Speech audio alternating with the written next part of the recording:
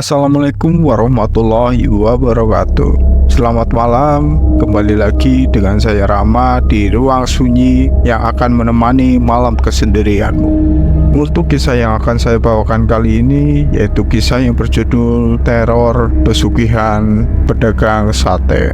Bagi kamu yang belum melihat bagian pertama, silahkan klik bagian pertama. Dan bagi kamu yang sudah melihat bagian pertama, mari kita lanjut ke bagian kedua. Sebelum masuk ke ceritanya, tarik selimutmu, matikan lampu kamarmu, dan seperti apa kisah kali ini, langsung saja simak ceritanya. Dengan badan yang lemas dan terasa lapar, Aswi memutuskan untuk mencari makan pagi di luar kosnya. Dia keluar dengan langkah yang perlahan, mencari tempat yang bisa menyediakan makanan untuk mengisi perutnya yang kosong. Aswi berjalan menuju belakang kos karena tidak mau ke depan kos. Ia takut dengan pedagang sate itu, dan di sanalah dia menemukan warung nasi uduk. Ia duduk di sebuah meja sederhana di warung nasi uduk. Aswi memesan satu porsi nasi uduk dengan lauk pauk yang lengkap menggiurkan. Sementara menunggu pesanan datang, Aswi melihat ke arah warung sate yang terletak di sebelahnya.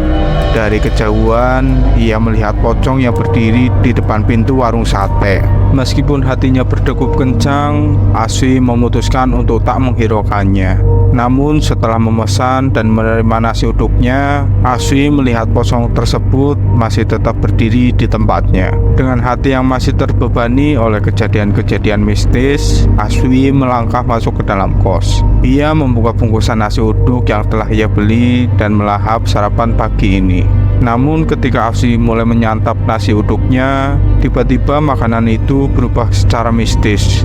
Nasi uduk berubah menjadi belatung dan serangga kecil yang mulai bermunculan di atas nasi, serta bau yang menyengat memenuhi kamarnya. Aswi terkejut dan mual. Ia segera berteriak dan memuntahkan semua makanannya ke dalam tong sampah. Dengan perut yang kosong, Aswi keluar dari kamarnya dan menuju kamar mandi. Ia membilas rasa mual yang masih menyelimuti dirinya. Namun ketika pintu kamar mandi terbuka, alangkah terkejutnya Aswi melihat pocong berada di dalamnya.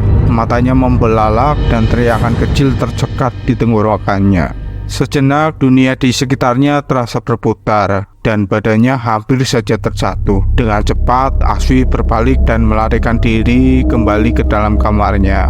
Ia merebahkan diri di atas kasurnya, merasa kehabisan energi untuk menghadapi serangkaian teror mistis yang telah terjadi. Sore hari telah tiba. Suasana di kamar kos Aswi masih terasa tegang setelah serangkaian peristiwa mistis. Namun, suasana itu segera berubah ketika pintu kamar terbuka. Bapak Aswi bersama Lik Thohir memasuki kamar tersebut.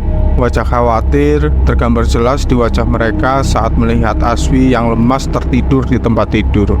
Weh nang, iki bapak lo, karo lilitmu, Lik Thohir. Tekan ngene, deleng kondisimu, jangan melasi pisan kowe ya nang, kata Bapak Aswi dengan logat bahasa daerahnya. Lik Thohir, dia adalah paman Aswi yang juga dikenal sebagai orang yang memiliki pengetahuan mistis. Ia membawa air putih yang telah didoakannya. Mereka duduk di sekitar tempat tidur Aswi, berusaha memberikan kekuatan dan dukungan kepada Aswi. Wih, Aswi, iki banyu wis tak dongakna. Jal diombe, mugi-mugi awakmu bisa pulih maning, ucap Lik Thohir sambil menyerahkan air tersebut pada Aswi. Aswi yang masih dalam keadaan lemas mengangguk dan meminum air yang telah didoakan tersebut. Meskipun tidak dapat dijelaskan secara rasional, Aswi merasa ketenangan dan kehangatan yang menyelimuti dirinya setelah meneguk air tersebut. Setelah beberapa saat, Aswi merasa lebih baik. Ia duduk di tempat tidur dan tersenyum kepada bapaknya dan Lik Thohir. Matur nuwun nggih Pak, matur nuwun nggih, ucapnya dengan suara yang lebih bersemangat. Bapak Aswi meletakkan tangannya di pundak anaknya. Wis nang, saiki kowe tenang bae. Bisa apa-apa karo Lik Thohir sing kene. Sing penting kowe sehat. Lik Thohir mengangguk. Yo wi, wis aja dipikir maning, sing penting kowe waras karo sehat. Mereka pun duduk berbincang. Lik Thohir duduk dengan tenang di sebelah tempat tidur Aswi, dan Bapak Aswi duduk di sisi lain. Mereka berdua memandang Aswi dengan penuh perhatian. Lalu Lik Thohir bertanya, Wi, bapakmu wis cerita seperti wingi karo Lilike. Jajal kowe critakna lengkap anu kepiye jane bisa kaya kiye. Aswi lalu menjawab pertanyaan dari Lik Thohir. Nggih Pak, Lik, kalau ingin dalu kula nembe dugi dateng kos lan sasampunipun maghrib kula badhe tumbas dahar teng warung sate. Wonten warung sate punika pas dahar kula dateng WC, kula mboten sengaja tinggal pocong wonten iringaning wande. Kasunyatanipun tukang sate punika lampahaken pesugihan pocong supados sadyanipun laris. Tukang sate ingkang ngertos kula saged sumerep punika rumaos mboten tampi piyambakipun ngancem lan neror kula. Lalu Aswi melanjutkan ceritanya. Malah dumugi enjing kala wau wekdal kula ajeng badhe sarapan sekeluduk, dadak sekeludukipun rubah dados blatung lan wonten pocong wonten WC kos. Awit kala wingi badan kula asrep, benter lan lemes terus. Lik Thohir bangkit dari duduknya dengan wajah yang penuh emosi. Wis pokoknya ki urusanku karo bakul sate. Wani-wanine ganggu keluargane dewek. Orang ngerti dewek ki siapa ya. Wis mau teparani tenang we. Namun Aswi berusaha mencegah. Sampun Lik, ingkang wigatos kula sampun mendingan. Kula ajrih punapa-napa, mboten sae kedados malih kalih kula lan panjenengan. Lik Thohir mengangguk. Yo wi, saiki kowe sing tenang wae karo bapakmu. Urusan karo bakul sate wis dadi urusanku. Lilike kur pengen kandah karo bakul sate kae. Saiki kowe mangan bae sing wareg, iki nang bapakmu digawakne masakan sing enak kang biungmu. Bapaknya pun menyahut. Iya nang, saiki kowe madang bae ye. Ye digawakna masakan ibu sing paling enak pokoke. Lalu Aswi pun menjawab, "Nggih Pak, kula daharipun seniki, kula pun kencot pisan. Matur nuwun Pak." Malam harinya Lik Thohir mendatangi warung sate tersebut. Dia datang seperti seorang pembeli. Ia memesan sate, namun tidak memakannya sambil menunggu warung sate sepi dari pembeli lainnya. Begitu warung sate tampak sepi, Lik Thohir memanggil tukang sate dan menyuruhnya untuk duduk bersamanya. Lik Thohir dengan sedikit nada marah berkata, Kowe pancen asu ya. Langsung saja, iku pocongmu sekarang diambil dan jangan ganggu-ganggu lagi. Kalau masih mengganggu, urusannya wis beda. Ngerti kamu? Tukang sate itu berlagak-agak bingung, mencoba menyangkal apa yang terjadi dan mengacam Lik Thohir dengan berkata, Orang baru gak usah belagu deh. Kita punya aturan sendiri di sini. Kamu tahu apa? Dengan langkah mantap, Lik Thohir keluar dari warung sate itu. Di tengah kegelapan, ia meludah ke samping gerobak sate tanpa ragu. Ternyata di samping gerobak sate tersebut ada pocong yang berdiri. Ludahan Lik Thohir mengenai pocong itu dan pocong itu terbakar seketika. Tukang sate yang melihat peristiwa itu dengan kaget dan takut mencoba meredam amarahnya. Namun Lik Thohir hanya menggelengkan kepala dengan tegas sebelum meninggalkan warung sate tersebut. Malam semakin larut. Aswi, bapaknya, dan Lik Thohir masih duduk bersama di kamar kos. Mereka tengah mengobrol tentang kejadian tadi malam dan mencari solusi ke depannya. Tiba-tiba suara keras seperti batu dilempar ke tembok kos Aswi membuyarkan percakapan mereka. Semuanya menjadi hening sejenak dan ketegangan kembali menyelimuti mereka.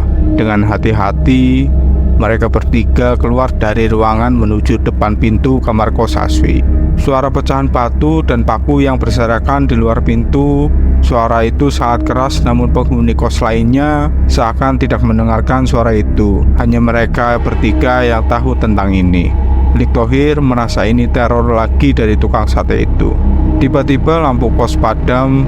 Mereka berada dalam kegelapan total dan suasana semakin tegang. Aswi, bapaknya, dan Lik Thohir lalu masuk ke dalam kamar kos. Di luar terlihat seperti ada keramaian dan suara bising saling saut menyaut. Bayangan setan-setan, bahkan pocong dan kuntilanak bergerak di sekitarnya, menciptakan suasana yang semakin menakutkan. Aswi yang penasaran ingin membuka pintu untuk melihat keadaan di luar, namun tindakannya dicegah oleh Lik Thohir. Ojo wi, ngene bae. Kowe jagung karo ndonga sing akeh. Aswi mengangguk dan bersama-sama mereka duduk di tengah kamar kos. Lik Thohir meminta Aswi dan bapaknya untuk berdoa, mencari perlindungan dan ketenangan di tengah kekacauan ini. Lik Thohir lalu duduk bersila di belakang pintu. Dia seperti merapalkan doa-doa dan mantra yang berbahasa Jawa halus. Bahkan Aswi sendiri pun tidak tahu apa yang dirapalkan oleh Lik Thohir. Setelah beberapa waktu, tiba-tiba terdengar suara ledakan dari luar kos. Sekejap kemudian, semua lampu di kos tersebut menyala kembali dan bayangan-bayangan setan yang ada di depan kamar kos pun ikut hilang. Aswi, bapaknya, dan Lik Thohir keluar dari kamar kos dan melihat ke arah kejadian. Dari kejauhan terlihat warung sate yang telah terbakar.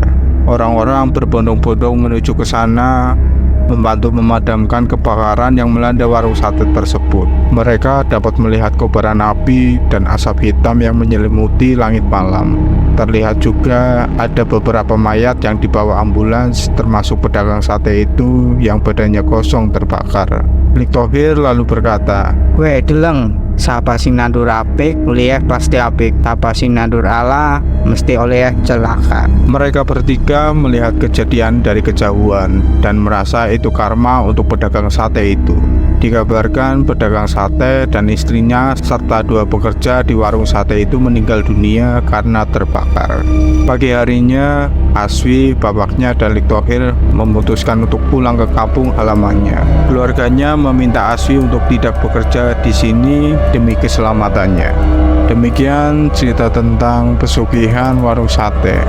Semua hal yang tidak baik akan dibalas dengan yang tidak baik juga. Ambil hikmah yang baiknya dan buang yang negatifnya. Bagi kamu yang belum subscribe, jangan lupa subscribe dan bantu dengan cara like dan komen, serta nantikan cerita-cerita horor lainnya